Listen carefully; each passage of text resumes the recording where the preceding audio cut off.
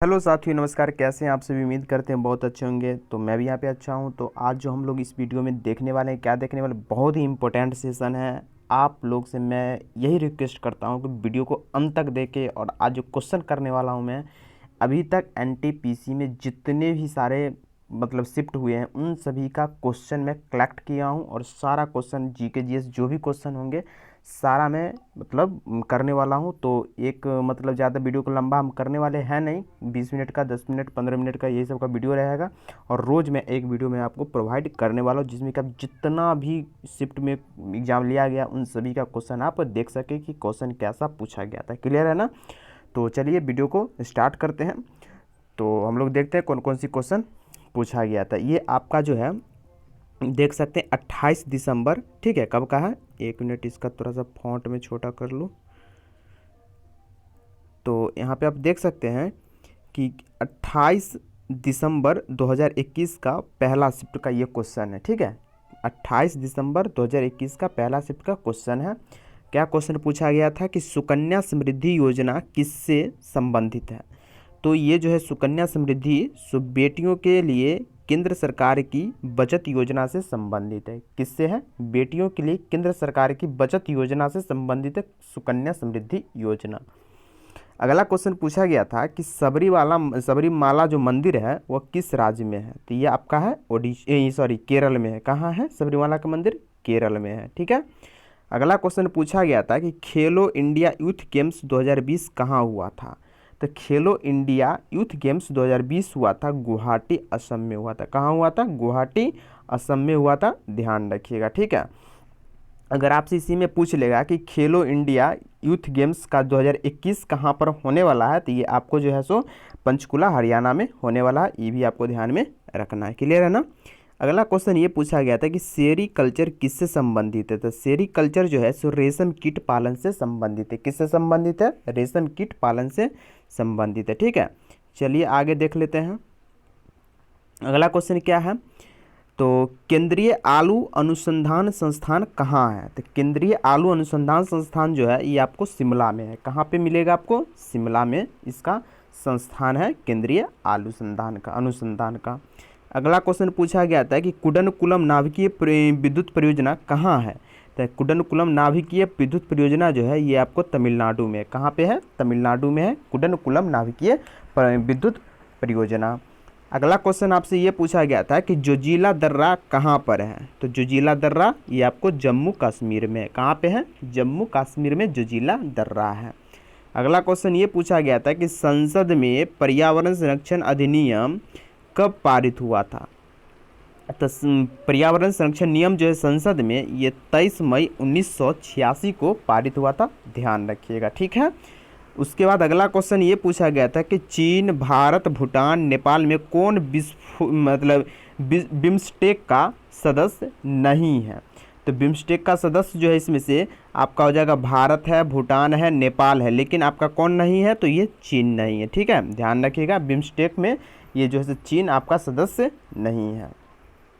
अगला क्वेश्चन है कि इसरो द्वारा मंगलयान कब लॉन्च किया गया था? तो इसरो द्वारा 5 नवंबर 2013 को लॉन्च किया गया था इसरो, ठीक है। इसरो द्वारा मंगलयान, ठीक है, कब लॉन्च किया गया था? 5 नवंबर 2013 को किया गया था। अगला क्वेश्चन है कि पृथ्वी पर किसी वस्तु का द्रव्यमान 80 केजी है तो चंद्रमा पर क्या होगा?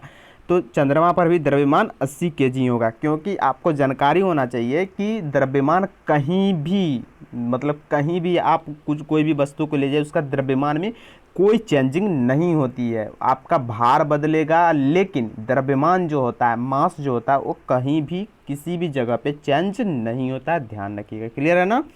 चलिए आगे देखते हैं।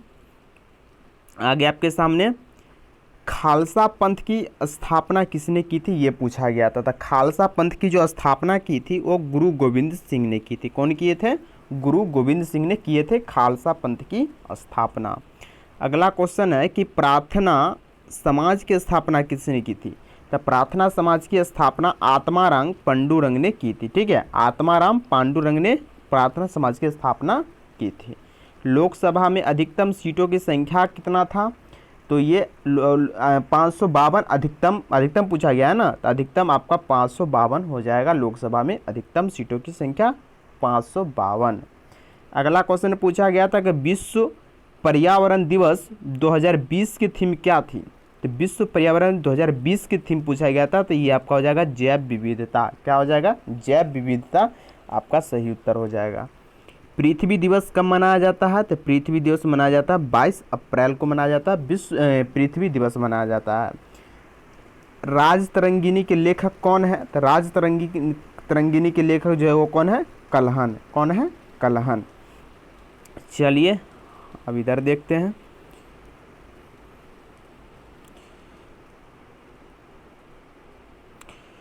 अगला क्वेश्चन ये पूछा गया था कि पानीपत की दूसरी लड़ाई, ठीक है, पानीपत की दूसरी लड़ाई एवं किसके बीच हुई थी ये बताना है। तब पानीपत की दूसरी लड़ाई 5 नवंबर 1956 को हुई थी। किसके किसके बीच? तो अकबर एवं हेमू के बीच हुई थी, ध्यान रखिएगा, ठीक है। पानीपत की दूसरी लड़ाई 1556 ईस्वी में हुई थी और अकबर एवं हेमू के बीच हुई थी।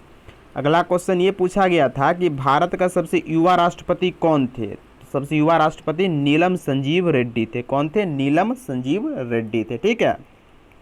और ये निर्विरोध चुने गए थे नीलम संजीव रेड्डी, ठीक है। अगला क्वेश्चन है कि 55वां जो है से ज्ञानपीठ अवार्ड किसे दिया गया था। तो अच्युतम नंबूदरी को दिया गया था। किस भाषा के लिए? तो मलयालम भाषा के लिए, ठीक है, ध्यान रखिएगा।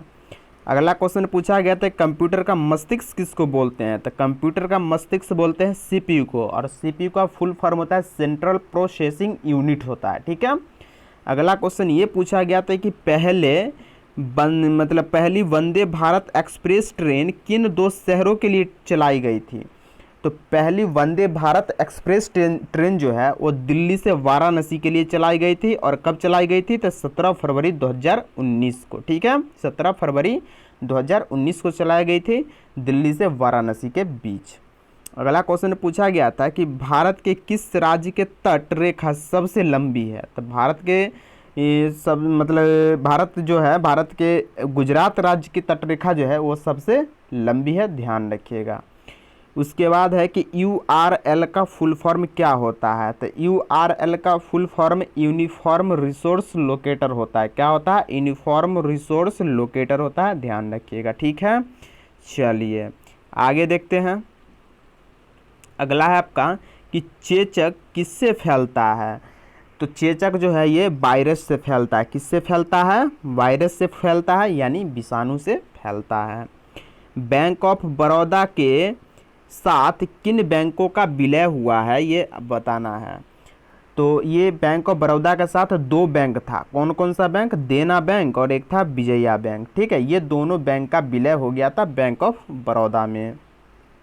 अगला क्वेश्चन पूछा गया था कि DRDO द्वारा विकसित रॉकेट लॉन्चर का नाम क्या था। तो DRDO द्वारा विकसित रॉकेट लॉन्चर जो था उसका नाम था पिनाका, यानी पिनाक या पिनाका बोल सकते हैं आप, ठीक है। तो ये था आपका पिनाक। अगला क्वेश्चन था कि कौन सा स्थल दिल्ली में नहीं है। उस ऑप्शन के अकॉर्डिंग ही बताना था, लेकिन उसमें से एक दिया हुआ था ऑप्शन बुलंद दरवाज़ा। तो बुलंद दरवाज़ा जो है ये आपका दिल्ली में स्थित नहीं है।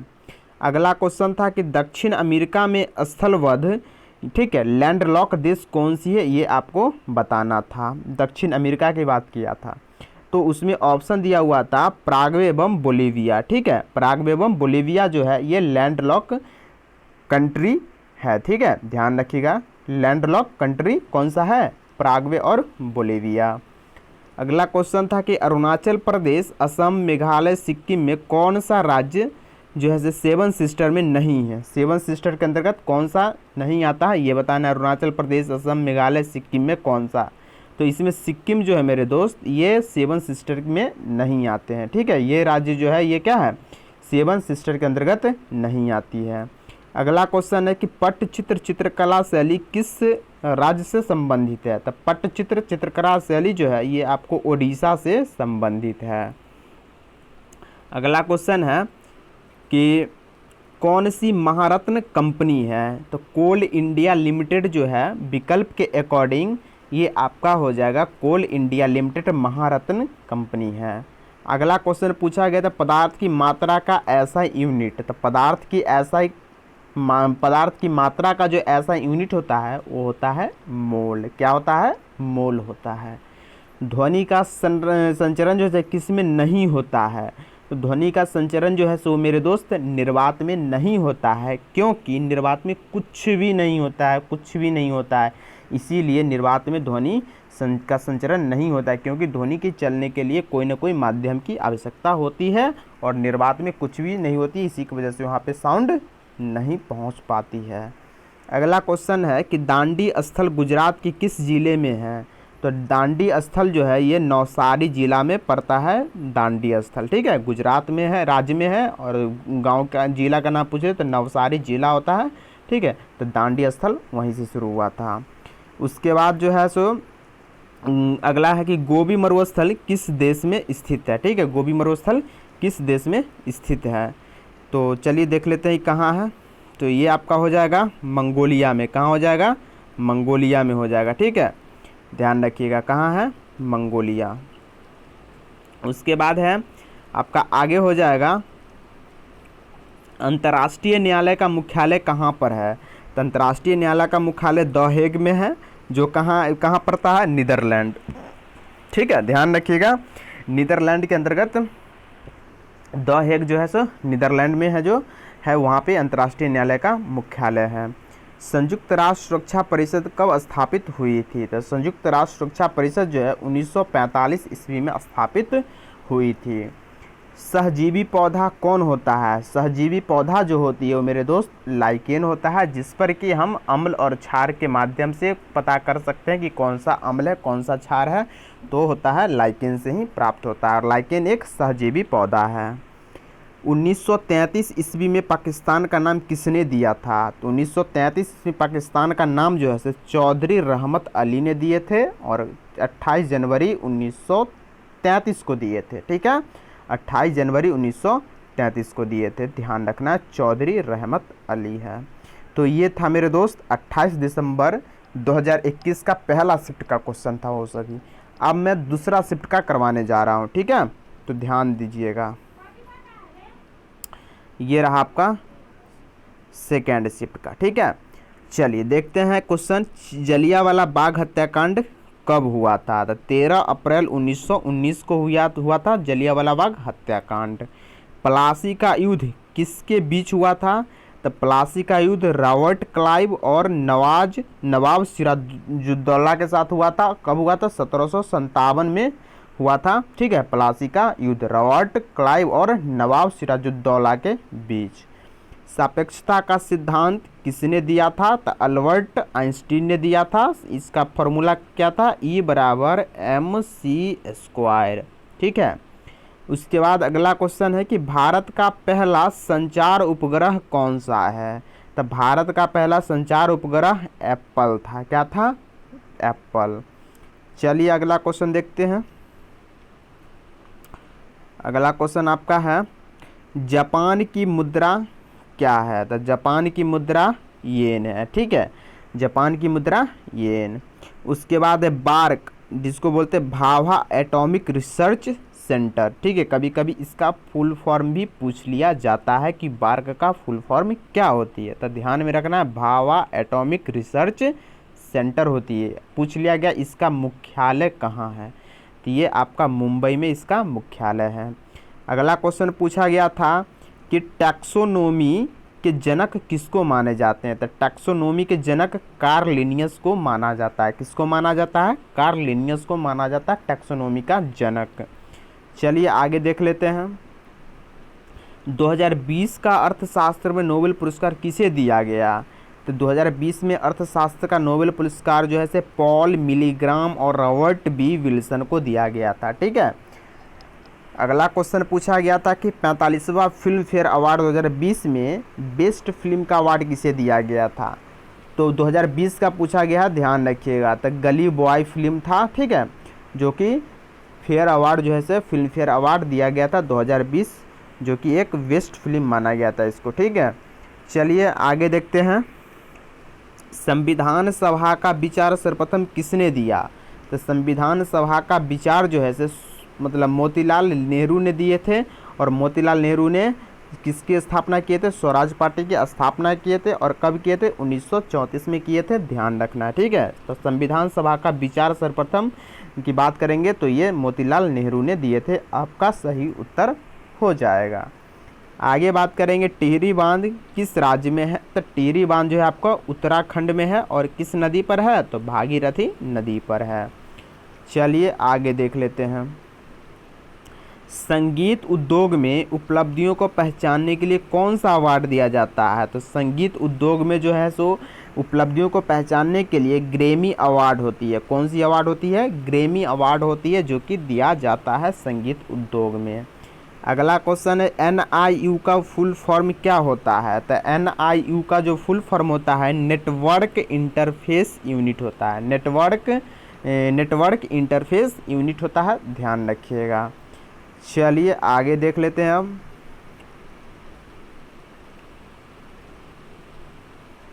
चलिए 5 बार कॉमनवेल्थ गेम्स का आयोजन किस देश ने किया है? तो ये आपका जो है से ऑस्ट्रेलिया ने किया है। किसने किया है? ऑस्ट्रेलिया ने किया है, ध्यान रखिएगा। उसके बाद अगला क्वेश्चन पूछा गया था मौलिक कर्तव्य को संविधान के किस संशोधन में जोड़ा गया है? तो मौलिक कर्तव्य को 42वां संविधान संशोधन 1976 के अंतर्गत संशोधन हुआ था, उसमें जोड़ा गया था फंडामेंटल ड्यूटीज़ को, ठीक है। चलिए मोपला विद्रोह कब हुआ था? तो मोपला विद्रोह 1921 में हुआ था। और कहाँ? तो ये हुआ था केरला में, ठीक है, ध्यान रखिएगा। अगला क्वेश्चन पूछा गया था नियत ताप पर गैस का आयतन दाब के व्युत्क्रमानुपाती होता है किस नियम के अनुसार? तो ये होता है मेरे दोस्त बॉयल नियम का अनुसार जो होता है, इसके अनुसार जो होता है आयतन दाब जो होता है सो गैस का आयतन जो होता है प्रेशर के मतलब व्युत्क्रमानुपाती होता है, ठीक है। उसके बाद आगे है गोल गुंबद जो है सो कहाँ पर है? तो ये आपका बीजापुर में है। और बीजापुर आपका कहाँ पड़ता है? तो कर्नाटक के अंतर्गत बीजापुर आती है। तो गोल गुंबज जो है सो ये आपको कर्नाटक में हो जाएगा, यानी बीजापुर में। अगला क्वेश्चन है सेब में बैक्टीरिया से होने वाले रोग कौन सा है? तो सेब में बैक्टीरिया से जो होने वाली रोग है यानी जीवाणु से, वो होता है फायर ब्लाइट होता है, ठीक है। फायर ब्लाइट रोग होता है जो कि सेब में होता है। और किसके कारण? तो बैक्टीरिया के कारण होता है। भारत में राष्ट्रीय आय की गणना सर्वप्रथम किसने की थी? तो दादा भाई नौरोजी ने की थी राष्ट्रीय आय की गणना सबसे पहले। सूर्य का चमकीला सतह क्या कहलाता है? तो सूर्य का चमकीला सतह फोटोस्फीयर कहलाता है। क्या कहलाता है? फोटोस्फीयर कहलाता है। उसके बाद आगे है कि रक्त परिसंचरण तंत्र का भाग नहीं है, कौन सा नहीं है? तो विकल्प के अकॉर्डिंग जो है तो इसमें एक दिया हुआ था बड़ी आंत, ठीक है। बड़ी आंत जो है सो ये रक्त परिसंचरण तंत्र का भाग नहीं है, ठीक है। उसके बाद क्वेश्चन था जलियांवाला बाग हत्याकांड के समय भारत का वाइसराय कौन था? तो जलियांवाला बाग हत्याकांड के समय भारत का वाइसराय लॉर्ड चेम्सफोर्ड था। कौन था? लॉर्ड चेम्सफोर्ड था। अगला क्वेश्चन था कि UNDP का मुख्यालय कहाँ है? तो UNDP का मुख्यालय जो है आपका ये न्यूयॉर्क में है। कहाँ पे है? न्यूयॉर्क में है। उसके बाद जो है अगला क्वेश्चन है साहित्य अकादमी का मुख्यालय कहाँ है? तो साहित्य अकादमी का मुख्यालय नई दिल्ली में। कहाँ है? नई दिल्ली में है साहित्य अकादमी का मुख्यालय। उसके बाद अगला क्वेश्चन है कि भारत का प्रथम परमाणु संयंत्र कहाँ स्थापित हुआ था? तो ये हुआ था तारापुर में। कहाँ हुआ था? तारापुर महाराष्ट्र में, ठीक है। तारापुर महाराष्ट्र में हुआ था परमाणु संयंत्र, ठीक है। भारत का प्रथम परमाणु संयंत्र था ये। अगला क्वेश्चन है नॉन वॉलेटाइल मेमोरी जो है सो कौन सा है? तो ये होता है रोम, ठीक है। क्या होता है? रोम होता है, ध्यान रखिएगा।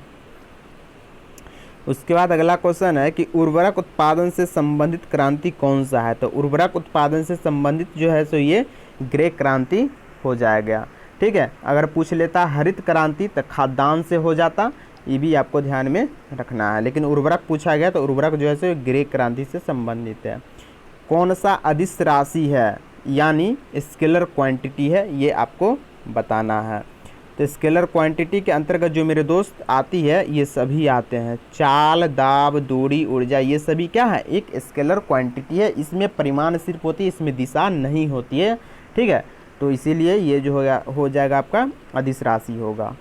विदेशी धरती पर भारतीय ध्वज फहराने वाला प्रथम व्यक्ति कौन है?